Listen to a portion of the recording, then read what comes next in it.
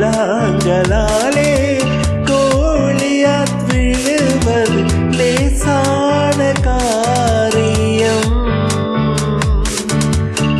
ஆழ்கடல் மீனவில் மறிப்பனம் பெறுவது லேசான காரியம்.